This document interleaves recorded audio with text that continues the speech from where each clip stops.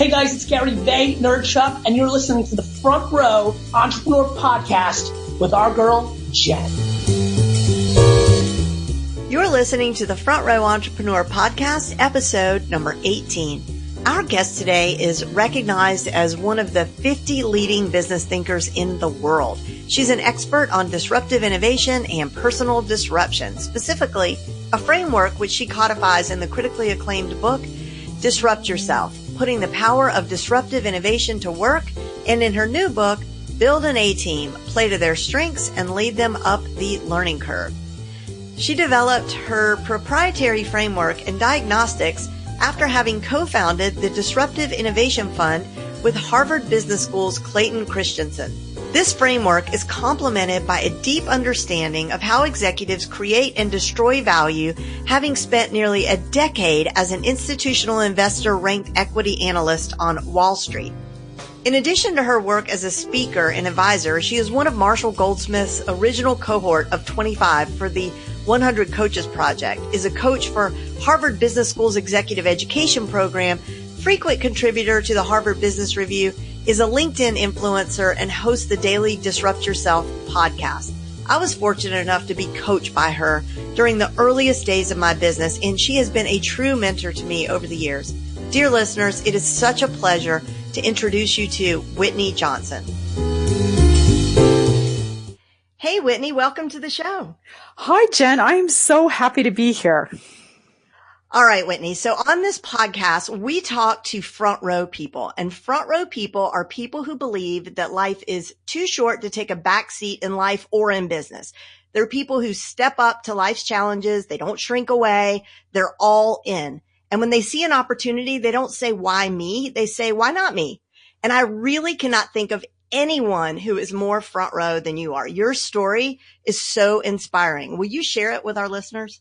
Absolutely. But before I do that, I want to just say, I think you're a front row person. I think this podcast is so aptly described as I think about when I first met you about 6 years ago. So I love that you're doing this podcast. It just seems like the perfect venue for who you are and what you do. So I just wanted to say that. Now, well, thank you. Happy to share my story. I think sometimes I think I'm a sort of an improbable front row person. I'll start there. I don't know that I set out to be that way. I graduated from college with a degree in music and didn't really know what I was going to do. I kind of had this vague sense of what I would do, but it was super vague. Like, I'm going to be married and I'm going to have children and I don't know exactly what I'll do. But my husband and I, we moved to New York right after I graduated. He was getting his PhD in microbiology at Columbia. And then something really important happened. And I think this is when I started to move to the front row of my life, which is we get to New York. I'm absolutely terrified. I still remember driving across the George Washington Bridge into Manhattan, and it was just scary. And we lived in a 19th floor apartment, and truly I would not have left that apartment except that I had to go out and get a job because we needed to eat. And so I go out, I find a job, I get a job as a secretary for a retail broker. Best job that I can get because I'm a woman and I have a degree in music and it's the late 80s. And so that's just what you do. But every day I would go to work and there was this big bullpen across the seat from where I was sitting and it was a bunch of guys, aspiring masters of the universe. This is very like working girl, liar's poker, bonfire of the vanities. All these guys, like trying to open up accounts and they get on the phone. It's total hard sell. Like, doesn't take a rocket scientist to know that you should be buying this stock. And they'd say things like, throw down your pom-poms and get in the game. I'm hearing that over and over again. And early on, I was like actually kind of offended because I was a cheerleader in high school. But then I'm hearing it over and over again. I'm like, okay, wait a second. I'm going to be working for a while. My husband's PhD is going to take 7 years. I can make X or I can make 10X. And I finally had this moment where I thought I have to throw down my pom-poms. So I start taking business courses at night. I study accounting. I study finance because I had never studied any of that in college. And then I have this boss who believes in me, and I get a shot, and I'm able to move from being a secretary to a banker. And that rarely happens if you know anything about working on Wall Street. And so from there, I moved to being a banker. I did that for several years. And then there was a big merger shakeup. And this time I got pushed off the front row into equity research, into the back row. Like, what do I do with this? And found that I was actually really good at equity research. I was really good at picking stocks. And so I find myself back in the front row of my career, do that for about 8 years, and then decide, okay, it's time for me to do something new. I leave Wall Street. At this point, I've discovered disruptive innovation. I've discovered this idea, this theory that a silly little thing can take over the world. Understand that that's kind of like what my life is like.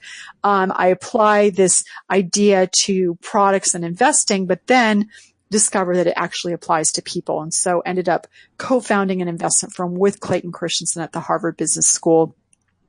Did that for about 5 years, then sold my stake. And now I'm doing what I'm doing, which is chasing down this idea of how do you build a framework of personal disruption, and how do you use this to build a business? And I think in your vernacular, really the question for me is when you're disrupting yourself, you're actually always choosing to move from the back row to the front row. I love it. Yeah. Thanks for making that tie in. Absolutely. And disruption, I mean, we all throw that word around now, but really it was born at that time with you and Clayton Christensen, right? Well, not me. So what I would say is, I mean, I would love that if it were me, but it's not. So he wrote, his doctoral thesis when he was in business school in the early 90s. And he codified this theory of disruptive innovation in his book, The Innovator's Dilemma. It's a seminal book where my contribution is this realization that this theory that he was applying to products. And then as we worked together, we were applying to investing, actually applied to people, and that at a very high level, it's a framework for managing change. And so the work that I've done, or the contribution that I'm hoping that I'm making, is by creating a framework of personal disruption that allows you to scale an organization, to build a team, or just manage your career. And so that's the work that I'm doing, is building on the shoulders of him as a giant, who he actually is. He's 6'8", but Wow. Really building on the work that he's done. And he's very much my mentor. And it's just been really a privilege to be able to learn from him. And then now I hope contribute and add to his greater body of work through the work I'm doing. Well, speaking of the work you're doing, you just published a brand new book, Build an A-Team, Play to the Strengths and Lead Them Up the Learning Curve. But if it's okay with you, I'd like to go way back and start with your first book, Dare, Dream, Do. Okay? Sure. So this is a book that I read before I ever started my business, when I was still trying to figure out my path. And it was so incredibly inspiring and helpful. And I'm honestly not even sure if I'd be here right now.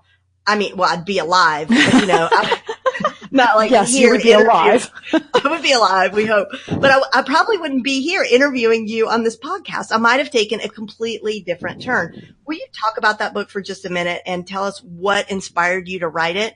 Yeah, absolutely.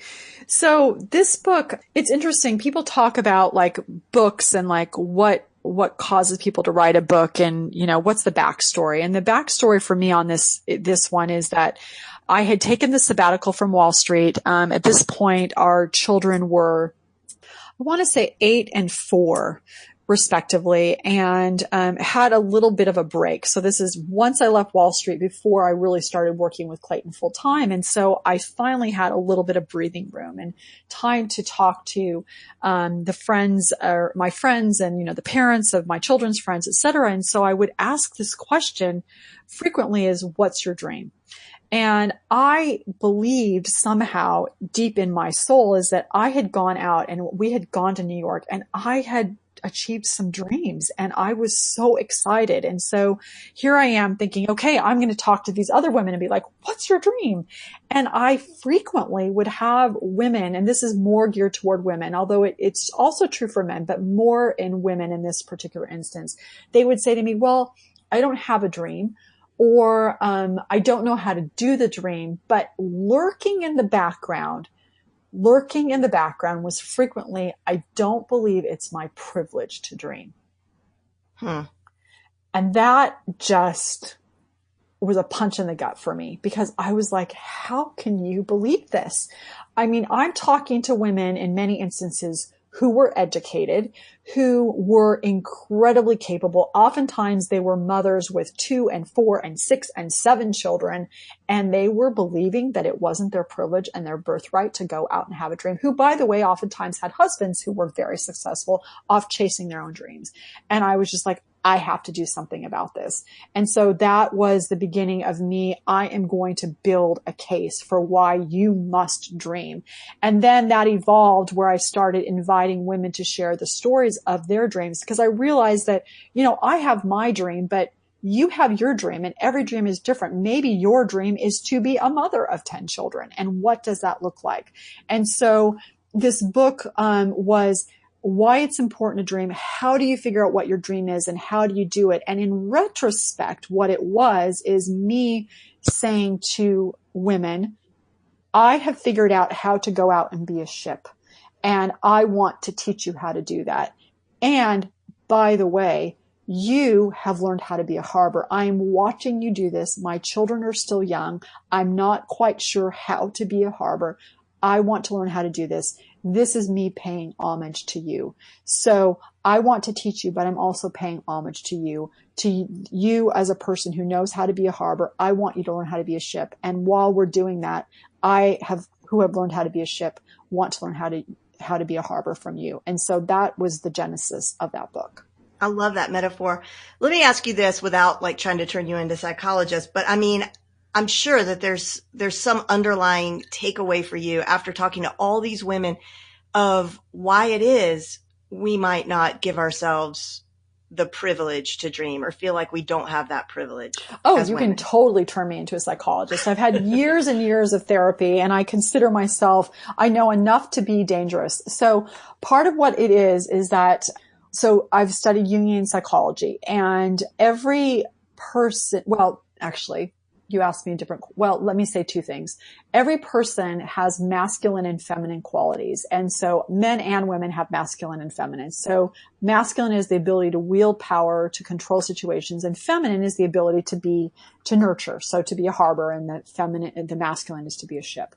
And so in our society, men sort of get pushed to be a ship, and then their challenge is to grow up and figure out how to be a harbor. And oftentimes, being a father, if they're, religious, that tends to give them an opportunity to do that. For example, women tend to be socialized to learn how to be a harbor. And then the question is, how do they go out and learn how to be a ship? The challenge for women is that we have learned from the research there that women are only considered to be feminine in the context of their relationship with someone else, and when they are giving up something for someone else. So they're ceding resources, they're ceding time, they're ceding money, etc. And so then women get put into this double bind, because what it means is that she can only be feminine if she's being a harbor. If she's trying to be a ship, which will require resources pulled from someone or something else for her, then she is suddenly unfeminine. And so for women, we have to solve that double bind. And part of the point of that book was to help women understand what was happening for us psychologically, so that we could then walk through that and move forward. And you use Jungian psychology, use the myth of psyche, et cetera, to help you think through that. And that's part of what you find in that book. It's not academic. It's very, very personal. It's like having a cup of hot chocolate. But those are some of the underlying or sort of ideological underpinnings of that book. Yeah, it is like having a cup of hot chocolate. It was a wonderful book. And then you come out and you write Disrupt Yourself, and you have a podcast by the same awesome name. That name is so good because it's like a little bit irreverent sounding. It's just a really good name. Anyway, so you come out and you write this book, Disrupt Yourself, which for me is more of this is a more like brass tacks, how to disrupt yourself. And the big message being that if you want to achieve your dreams or sit on the front row, you've got to be disruptive in your personal and your business life. But then the question is, how do you know when it's time to disrupt and get on the front row? Yeah, that's a great question. The idea of disruption is you have to take a step back to slingshot forward. What I would say is, let me give you a little bit of background, or not background, but I want everybody, as you're thinking about this idea of, how do you know when it's time to do something new, is I want you to picture an S in your brain and draw an S, like with your finger. Do it with me as you're listening. And this is an idea of something that I thought through as we were applying this framework of disruption to investing, is that we use this thing called an S curve. It was popularized by E.M. Rogers in 1962. And we used it to help us figure out how quickly an innovation would be adopted. You're at the base of the S, growth is slow. You then reach that knee of that S where growth starts to accelerate. And that's when you get like 10% of a market. And then you get to the 90% or saturation, growth tapers off. And the big aha for me, and what has since become foundational in the work that I do, is that this S curve could help us understand people. That every single person, every time you start a new role, you start a new job, your life in general is one big S. And when you start something new, you're at the base of that S, and growth is going to be slow and you won't know what you're doing. And it's this big jumble of pieces where you have to figure it all out. You know it's going to be a slog, so that helps you not get discouraged.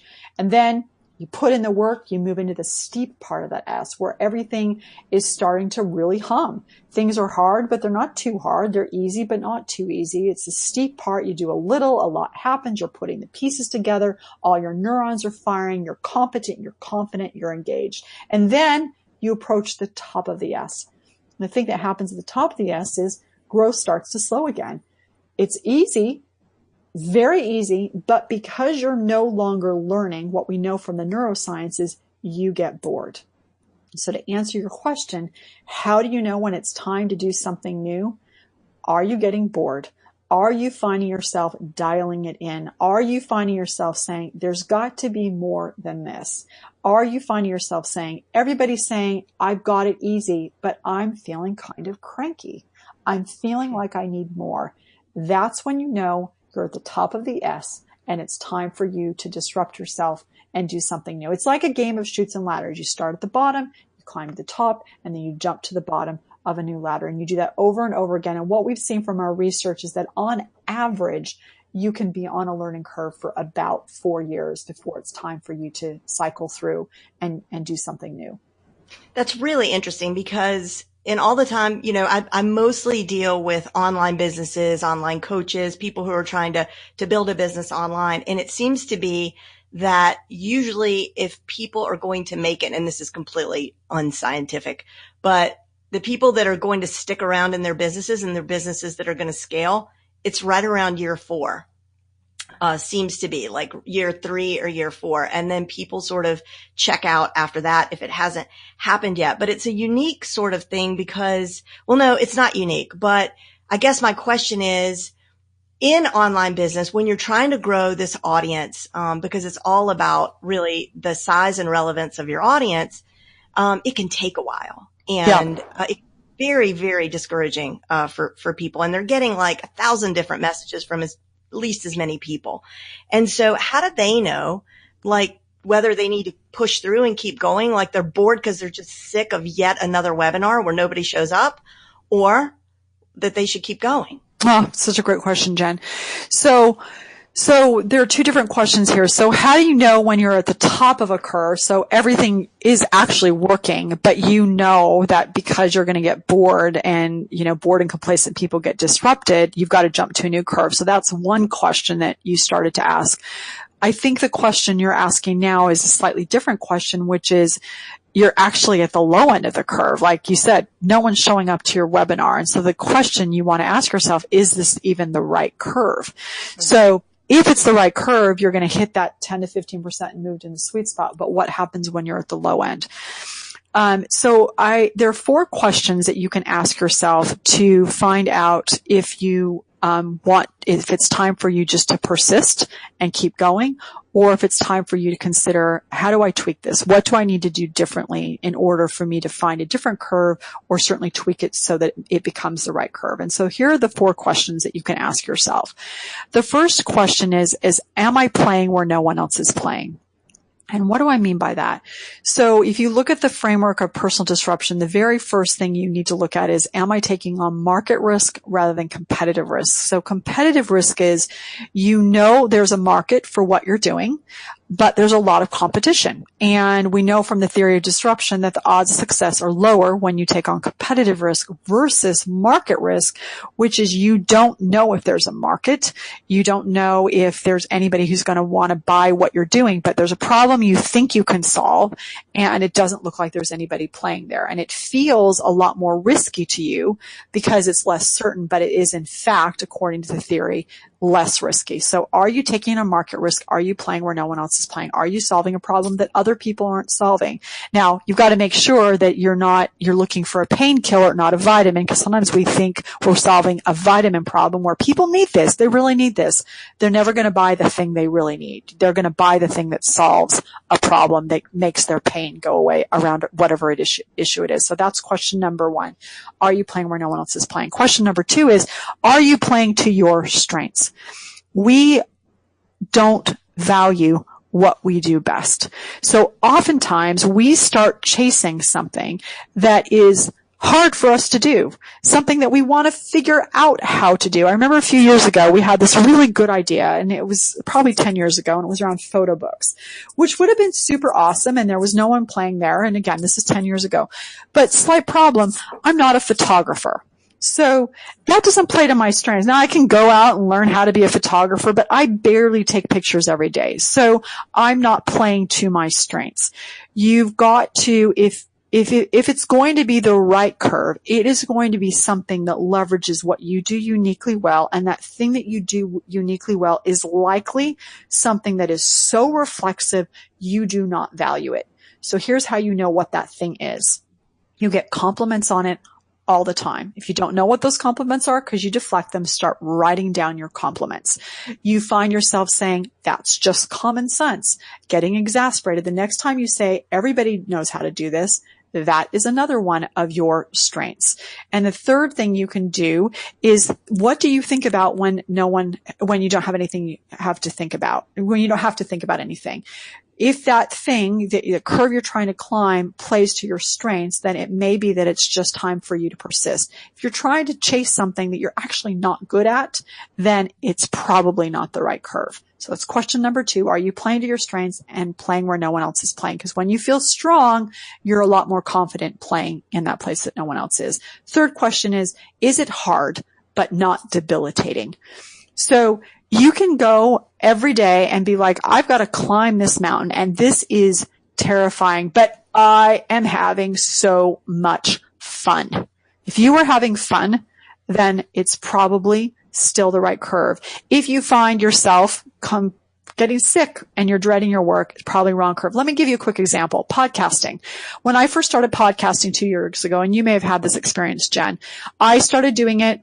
Wasn't getting a lot of listeners, not a lot of listeners, but you know what? I kind of didn't care because I love interviewing people. It was fun for me. I'm like, you know what? I love doing this. It's interesting. I'm able to do research, so I'm just going to keep going because I love doing it and there's value in it regardless of whether or not I've got lots of listeners. So that's a good example of hard but not debilitating. Question number 4, are you gaining momentum? So for example, on the webinars, if this week, this webinar you did, you only had 10 people, but in the next webinar you had 30. And in the next webinar you had 100.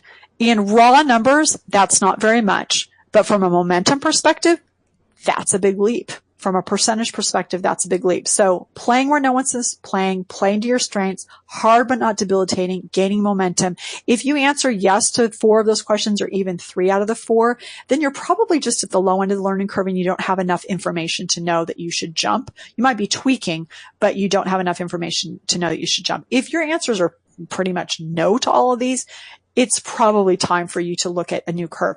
The good news is, and this is the good news, no S-curve is ever wasted. There's always going to be something that you have learned from that learning curve that you are on currently when you jump to a new learning curve. So that was a long answer, but I'm hoping it was specific enough that it will be helpful to people. I think it was very helpful. And I want to revisit or just comment on the play to your strengths, because I think that it's funny how hard it is I think what we do is if something comes easy to us, we assume it comes easy to everyone, right, because we only have the benefit of our own lens. So we feel like, we're stating the obvious or something like that. And I think that it's really hard to be able to look at something, to zoom out and look at yourself that way. It is really hard. And one of the things that for your listeners, your audience, I would say is that's why listening to compliments becomes really important because again, we deflect them. And so I would issue, an invitation to all of your listeners is for the next couple of days, every time any compliment comes in, instead of just brushing it off, which we do almost within seconds, like we don't even remember what the compliment is pull out your phone and write it down on your phone. And then over, the subsequent week, be like, that's interesting. So these people are giving me these compliments completely unsolicited. They're telling me that that's my superpower. And it can be anything. It could be that you have nice eyes. Like, it doesn't matter what it is. It's going to be your superpower. And so then the question is, and the reason I said nice eyes is, if someone tells you have nice eyes, then you should probably be doing sales calls in person, not on the phone, right? Because then it doesn't do you any good. So there's, whatever those strengths are, you've got to figure out a way to use them and leverage them, because you're not going to be successful in your business if you're not willing to leverage what you do uniquely and innately and inherently well. Okay. Well, I think that's super motivating. And I think some more motivation that came out of that book for me is that you talk about how a lack of money and a lack of experience can actually be to our benefit.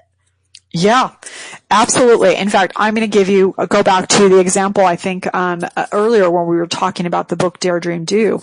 So, when I, early on my blog, so this is probably like 2008 maybe. So, oh wow, is it really that long ago? It's been almost 10 years ago. Anyway, so I decide that I want to get some advertising to get people to come to my blog because, writing about dreams was kind of playing where no one else is playing. It didn't fit into any certain sector. I'm like, I want to buy some advertising. So I bought advertising on Design Mom. And I don't know if you know that blog, but I bought some advertising there. I'm like, okay, well, I'm going to buy advertising, then I got to have more content. And right now I'm only blogging like twice a week. So I had this constraint of time, and I thought, all right, well, I'm going to invite women to write guest essays to basically share the stories of their dreams, and not just women, also men too, but mostly women.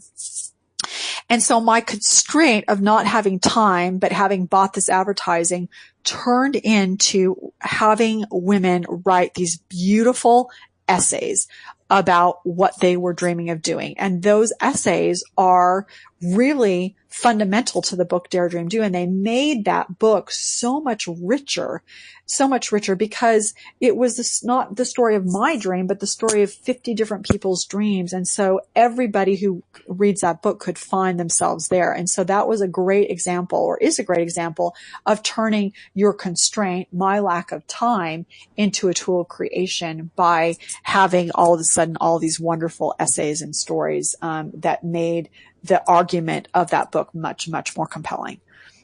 Ah, I love it.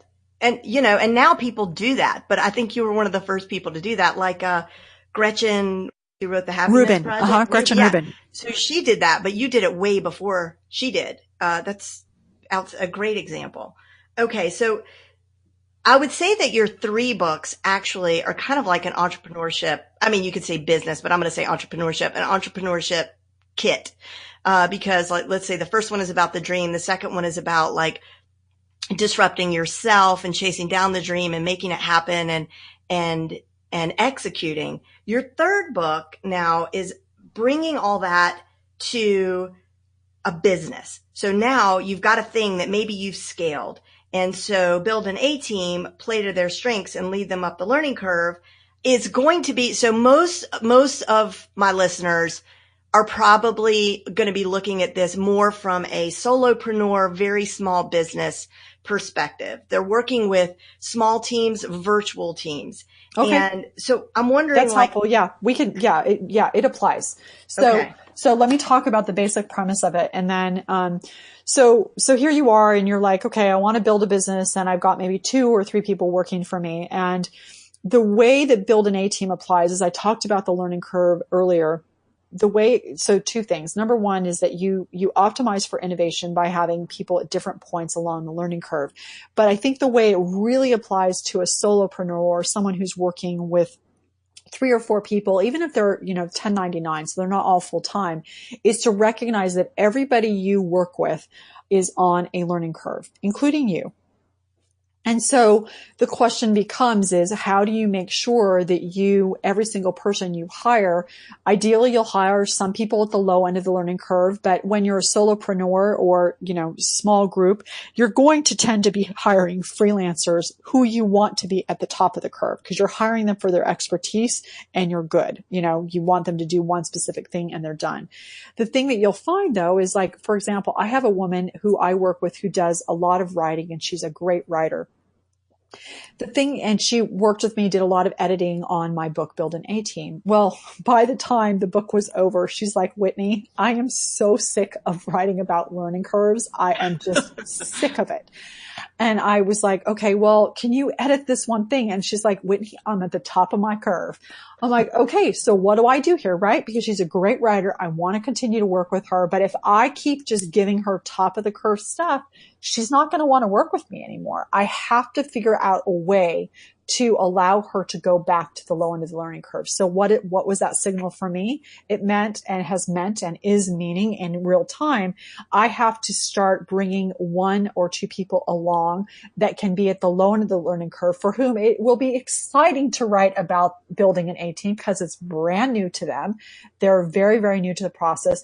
And then at the same time, give this other woman, her name is Heather, an opportunity to work on projects and write about things that are new to her, do research around, what we might do for our next book, etc. And so for the people who are listening to this, I think this is a great example of how you can apply this is if you find people who are really good, how do you make sure that they want to continue working for you? They're going to get bored if it's only at the top of the curve. So there are ways and things that you might need to do in order to continue to have them be excited and give them new projects. Yeah, I love it. I actually have a small mini course that's how to hire and train and work with your first virtual assistant before you think you need one. And it really is a challenge because a lot of this work is kind of mundane, right? It's kind of monotonous, but I found some like fun tricks to do what you're talking about. I mean, if it's only like giving them, buying an online course, like what do you want to learn? And then buying them an online course, they learn it, they become experts in that. It sort of builds up their own resume for later. But then I also get to benefit from that expertise in my own business. And I don't have to learn it myself, more importantly. And also like I have an outstanding, person who works with me and she's in the Philippines and we're working on her visa now to come with me to social media marketing world. And so she's thrilled to death. And so That's she fantastic. feels more like a partner than, and that's a great example of being willing to lead them up the learning curve is making it possible for her to have other opportunities. Awesome. Okay. Now what we're going to do is because these questions don't really fit anywhere else. So we're just going to call it kind of rapid fire. Okay. If you could go back in time and tell the 20-year-old Whitney something, what would you say? I would say, don't be so afraid. It will be okay. I think that I just was so afraid. And, I guess, so that would be the thing that I would say. The irony of all that is that the work that I now do is really, I want people to understand that in order for us to be happy, we have to be willing to change, and we're all terrified of change. And so the work I do is to try to make it safe for people to change, whether you're an individual or an organization. But I would love to be able to just tell my 20-year-old self, it's going to be okay. Like you can figure this out and you will be okay. Yeah, there's so much truth the older I get in that quote that youth is wasted on the young because we become so much become so much more fearless as we get older and we care less about the minutia, but I guess you just have to live it to get to that point. Okay. What's your favorite business book? My favorite business book. I would say, one, obviously The Innovator's Dilemma by Clayton Christensen. I think that's been the most, formative for me. A book that I really loved I'm going to give you two. One is, actually, I'm going to give you that I've recently been reading. Cause I can't do favorite. But I really loved The Excellence Dividend by Tom Peters. And then I'm going to give you two books by women because I don't want to just talk about books by men. I really loved Growth IQ by Tiffany Bova. It's excellent, and I think it will be very useful for your particular audience. And I also loved Off the Clock by Laura Vanderkam. And it doesn't sound like it's a business book, but it is definitely a business book. It's about productivity and how to really use your time productively and make it feel like you have more time, which I think is definitely relevant to a small business owner. So those are the four books I would recommend. Outstanding. All right. Speaking of productivity, do you have a morning routine? I do. It's a little bit difficult because, I travel all the time for work. But there are a few things that I do every single morning, whether I get up at 4 a.m., whether I get up at 6 a.m. I pull out my phone, and I plug in my headphones and I listen to scripture. I listen to scripture first. I then listen to a motivational, inspirational talk that has a religious or gospel study base because I'm a very devout Christian. And then after that, I'll listen to something that might be motivational. Like, I'm listening to a course right now called Lead the Field from Bob Proctor.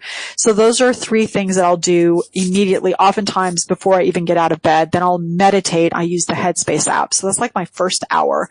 And then I've been doing, like 10 push-ups every day. And I've gotten to the point that I can now do 10 push-ups. I started like doing them on the counter, but I was like, I'm going to do 10 push-ups every day. And now I can actually do 10. In fact, yesterday I was speaking somewhere. It was a really small group and they're like, yeah, sure. They made me in the middle of our conversation get on the floor and do the 10 push-ups. And I did it. Well, happy to report. When I run into you, I'm totally going to just ask you to please get down and give me 10. Yeah, exactly. But then it'll be 20. Exactly. Oh yeah. Maybe I need to up it, but those are things I would say I do basically without fail every day. And can I tell you, like, push-ups, there was this woman one time at a wedding I'll never forget, and she was easily in her 50s. And I was like, how'd you get those guns? I mean, she had these incredible biceps. And she said, I do 15 push-ups every morning. As soon as first thing when I get out of bed, I do 15 push-ups. And she said that's all she did. So I'm a believer in the push-ups. I also love the Headspace app. Okay. What excites you about the times that we're living in right now? Oh, there's so much opportunity. There's so much opportunity. I'm a big believer in the law of physics of that for every action, there's an equal and opposite reaction, which means that there are a lot of really difficult things happening. But because of that law of physics, it means there's a lot of amazing and wonderful, wonderful things happening. And so I get excited about, just the other day I was out at Singularity University and they were talking about how within a not too distant future, we're going to all have avatars. Like I could have an avatar that if I had to, I could on this podcast have the avatar do the podcast. I mean, that's probably going a little far, maybe, but like on my computer, I could have, an avatar that talks to people and answer questions. Like that's so exciting that there's going to be that much learning taking place that can happen. So we literally will be able to clone ourselves at least to a slight degree. And that is really exciting. Listen, you said you had me at Singularity University. I almost fell off of my chair. I want to go there so badly. And, several years ago, I worked on a project with my son who at the time was in 5th grade, and we emailed Ray Kurzweil, the father of this. Oh, I loved that book. Yeah. And he totally corresponded with us for a long time. And he sent me a manuscript that he's to date never published that he signed for his child. But yeah, and the documentary that they did, it was really amazing. I can't remember the name of it. Wow. Is it called Singularity? I haven't seen it. I've read his book, The Singularity is Near, which I think he has another book coming out or a 10-year edition or something coming out in the not too distant future. So that should be really good. Yeah, he's an amazing guy. Okay. The other thing, kind of like really way out on left field, but you're a LinkedIn influencer, but more importantly, you are a LinkedIn rock star. And I actually show you as an example to my students on a regular basis of the smart way to use LinkedIn. I especially love what you've been doing with video. So you will talk about a book and you'll bring one thing out of the book and you'll talk for maybe 2 minutes. It's not highly produced, but it's produced enough so that it looks quality and professional. Do you have any tips or anything you want to share about how using LinkedIn has benefited you, if it has? Yeah, that's a really good question. So first of all, thank you. The way I use LinkedIn, it's mostly, and you're reminding me that I need to go on there and have some conversations with people. I would say that I use it to be able to be connected with people, to stay in touch with people. So it's become basically my virtual Rolodex. So that's one way I use it. Another way I use it is that it's become my resume. I mean, your website's your resume, but I think also your LinkedIn profile is very much your resume. And then another way I use it is to be able to communicate with people and have conversations. I found that the long form pieces, people aren't really responding to at this point. It's much more the short form conversations. And you reminded me that I haven't talked about a book recently, so I need to do that. But that's really, it's an online Rolodex. It's a way to stay in touch with people. It's a way to have conversation, and it's also basically a virtual version of your resume. So those are all different ways to use it. What I will say is I find, and I don't know if other people that are listening find this, is that I can tell when people are kind of roboting me in terms of to LinkedIn profile, but when people write a genuine note, and it doesn't even have to be long, like 3 sentences of like, I want to connect for this reason because I read this that you did, or this is interesting. Every single time I connect. It only takes like 3 sentences of genuine interest in another person's work, and they're almost always going to connect, at least in my experience. That's a great tip. So Whitney, thank you so much for joining us today. And listeners, if you want to learn more about Whitney, head over to whitneyjohnson.com. She's got loads of goodies over there. You can check out her podcast, Disrupt Yourself. You can Disrupt Yourself. You can find that anywhere you get your podcasts. And this has been incredible, Whitney. Thank you so much. Thank you, Jen. It has been a lot of fun. I really appreciate your having me. I hope you enjoyed this episode as much as I did. For all the show notes and the books that Whitney mentioned and a link to her website, head over to jenlehner.com/18. You need to spell out the word 18. And also remember that the Front Row Entrepreneur podcast is brought to you by my free online community for entrepreneurs called the Front Row. If you'd like to join us, just head over to frontrowclassroom.com, and I look forward to seeing you there. See you next time.